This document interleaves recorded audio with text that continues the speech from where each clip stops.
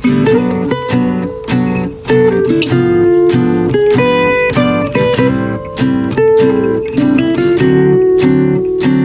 curators, welcome back. Today we are going to be talking about the Plumeria. It is a new pattern out by Wool and Pine Designs. I finally got the chance to test knit for Selena and Abby, the design duo behind this new pattern, and I am so excited to be able to share it with you all today. This is a really cute, really flattering, nice, light, summery knit, which is perfect for me. As you guys know, if you're a returning viewer, I live in Florida.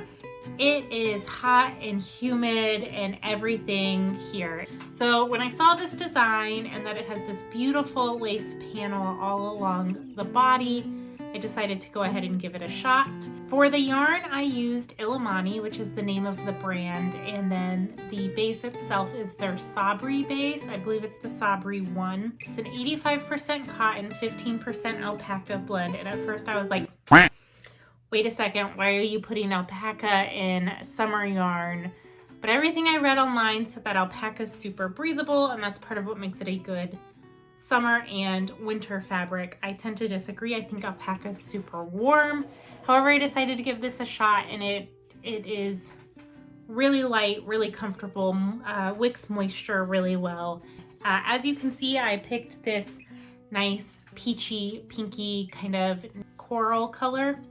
I absolutely love it, but when I first cast it on, I thought, oh my gosh, I'm gonna look like a giant creamsicle walking down the road while I wear this. So this top has a really clever construction. You start by doing I-cords on a provisional cast on, then you work these individual triangles before joining the two sides together. It's then worked flat across the bust till right underneath your bust, and then you join to work the lace in the round. The lace itself is not too hard, and the way it increases out of the body, it creates this really nice kind of peplum effect, which I have found that while I've been wearing this, it is super flattering. It just creates a really nice flare. The lace itself is not too hard. It creates this really pretty, reminds me of like a Gothic arch, which is really, really pretty. So you work the increased rows. I think that is about 40 rows to increase, and then there is a lace repeat that you repeat 3 times, and then a little bit of ribbing, and then it has this great little picot bind off for the border. Once you bind off the body, you then seam up the sides of the garment. It's recommended that you do a mattress stitch. I always struggle to complete mattress stitch, so I ended up going in with a crochet hook and crocheting the sides together. Then you then pick back up your I-cords and work those to your desired length, and then you're done, and you have this great little tank top. I think it took me about 2 weeks to knit this garment, which is not bad at all, considering I now have a great new top that I already know I'm going to wear a lot. I know I was really nervous that this wasn't going to fit across my bust, because my swatch when I knit it was actually a little bit smaller, but I decided to go ahead and still cast on for the 43-inch bust, which would fit me with, I think that has about 1 to 1/2 inch of ease. But I wanted something a little bit tighter and a little bit denser because I didn't want this fabric to spread out too much over my bra, which I did go ahead and buy a bra to match underneath, so you can't really tell, you know, like something like white or black sticking out underneath. It is amazing though that once you join your triangles together, it really does space out a lot more than you would expect. And they do say that in the pattern, but you know how we all are. We're nervous until we see it happen. So one of the things with testing is not only are you testing the pattern for clarity and errors, but also to make sure that their yardage requirements are sufficient. I have to say this project used every last scrap of two skeins of yarn.